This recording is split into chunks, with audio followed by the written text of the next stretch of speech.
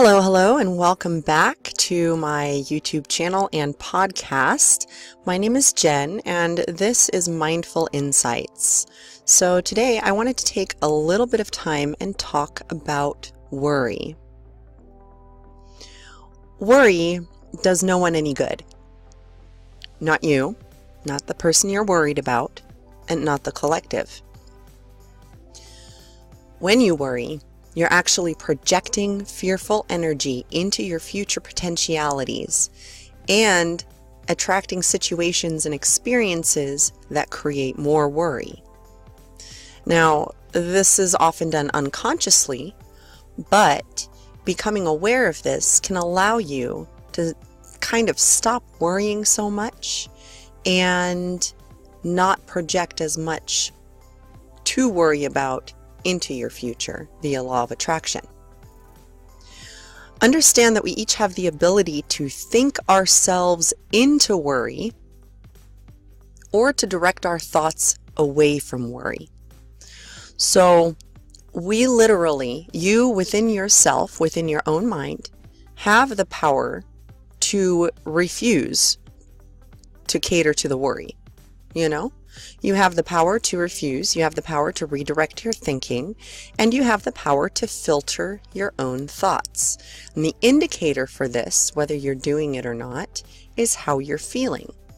So if you're feeling really down or depressed or horrible or whatever, then there's a good chance that your thoughts are running on unconscious autopilot. And this can cause a lot of unnecessary internal conflict. Rather than allowing fear to overtake you, remember that the simplest and most plausible explanation is probably true for many circumstances. So what does that mean in practical terms?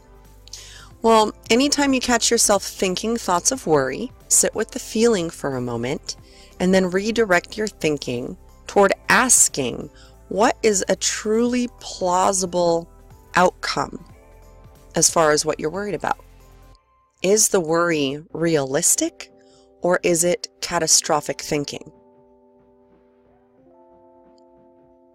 How many of us tend to think that when we don't worry, we're somehow not showing love towards someone we think we should be worried about? Worrying actually does more damage than good. So stay with me here, okay? Worrying about someone does not confirm that you care about them. As a matter of fact, it actually sends worry energy to that person because that's who you're thinking of and that's who you're worried about. And worry is a fear-based emotion. When we move past our own layers of societal and cultural conditioning and begin to see what's going on behind the scenes, we start to learn that worry is a fear-based emotion or energy. That means we not only have the ability to project that energy into our own futures, but also toward others if they're sick or recovering from something. When we project worry toward others, we are really projecting fear, and that can create more contrast and worry. If worrisome thinking becomes habitual, then it has a tendency to become a self-fulfilling prophecy, and it will feel like you're cursed because it becomes a belief system. So, here's how that works. You allow yourself to be worried about something and find it gets worse. You feel guilty if you try to stop worrying. That's the ego or 3D consciousness talking. So you allow it to go on out of conditioned guilt and shame. Pretty soon you're worrying about all sorts of things on a regular basis, creating anxiety and fear within your everyday existence. This is actually how you create anxiety within yourself. This in turn attracts things to be anxious and fearful about, which then creates more, and it becomes a downward spiral until you resign yourself to a belief. This belief is that you are somehow cursed, nothing ever goes right for you, and you are doomed to have to worry about things in your life forever. However, No matter how long you've been trapped in that negative thought loop or thought habit, rest assured that you do have the power and ability to change your thinking, one moment and one redirection of thoughts at a time. To help you break the worry cycle, be specific about what is and what is not your responsibility. Understand that trying to force or control anything will only create more conflicting energy.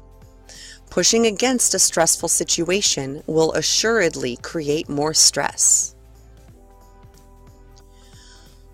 So try to relax, distract yourself, stay busy, listen to uplifting music.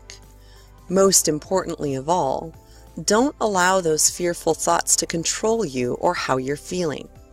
And of course, as always, you can meditate or take a nap to reset your vibrational state and try again. Napping actually works really well to reset your vibration. So if you find yourself in a really bad mood, taking a nap will uplift you and help you feel better. Especially if that is your intent when you lay down to take a nap. Nothing is the end of the world. Not even death is permanent. It's only a form of shifting dimensions. And it's okay to feel afraid or anxious, but be sure not to perpetuate those lower vibrational energies unnecessarily. Don't feed into it. We can be much more helpful to others and ourselves if we keep calm and remember that everything happens in divine timing and for a reason. When we can feel peaceful about things from a bigger perspective and radiate joy, love, and healing energies toward the people we would normally be so worried about, then we are projecting a much brighter light into our own future, the collective, and the lives of those we interact with and care deeply about. Thank you so much for watching. I hope that this resonates for some of you. And really, it doesn't take that much time. If you begin a practice of redirecting your thoughts and or distracting yourself. I did this toward the beginning of my mindfulness practices, where if I started thinking negatively, I would pull myself out of it by watching something funny or, doing something that was completely different so that I wouldn't sit there and dwell on things that were not going to serve a purpose and that were not going to serve me. So I encourage you to try and figure out what works for you when you're worried and distract yourself or sing some music, do something you love, or simply take a nap. It's not worth all of the anxiety and fear and negative energy in your moment-to-moment present existence, in your now. When you worry, it really literally saps today of its joy. So I hope that some of this is useful for you, and thank you for being here. I really do appreciate you guys, and I know my video posts are kind of sporadic, but I am constantly working on something and there's a lot going on. So I'm just going to be posting however often I can. My aim is to post at least 2 to 3 times a week. So I'm hoping that I can keep up with that and yeah, everything else too. We are experiencing a little bit of contrast and upheaval, and there's lots of health issues going on for people that I know. So bear with me, and I appreciate your patience, and I hope to see you in the next video. Namaste.